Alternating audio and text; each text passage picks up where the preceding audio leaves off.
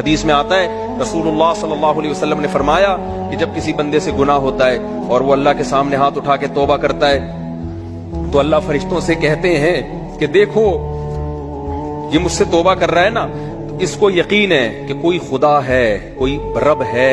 جو اس کے گناہ پہ سزا بھی دے سکتا ہے اور معاف بھی۔ حالانکہ بھی اللہ نے سزا دی نہیں ہے،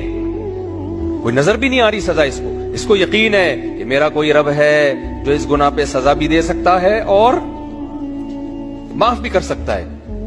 تبھی یہ مجھ سے گڑ گڑا کے معافی مانگ رہا ہے۔ تو میں اس کے عمل کی لاج رکھتا ہوں۔ اس کا یہ نہ بہت سے گناہ کرتے ہیں، نہیں ہاتھ اٹھاتے اللہ کے سامنے، اور اللہ کو دیکھنے کے بعد تو سارے ہی ہاتھ اٹھائیں گے، تو پھر تو سارے اٹھا لیں گے ہاتھ، توبہ کریں گے۔ اللہ کہہ رہے دیکھا نہیں ہے اس نے، میری آیات پر ایمان لایا ہے، میری نشانیاں دیکھ کر،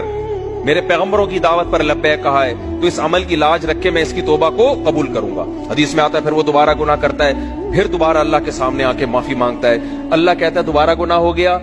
پھر معافی مانگنا اس کی علامت ہے، اس کو یقین ہے کہ میرا کوئی رب ہے جو گناہوں پہ سزا بھی دے سکتا ہے اور جزا بھی دے سکتا ہے، معاف بھی کر سکتا ہے، تو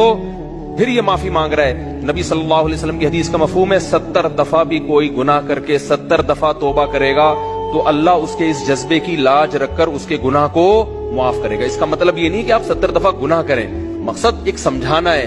کہ توبہ میں تاخیر نہ کریں۔ تو اللہ معاف کیوں کر رہا ہے؟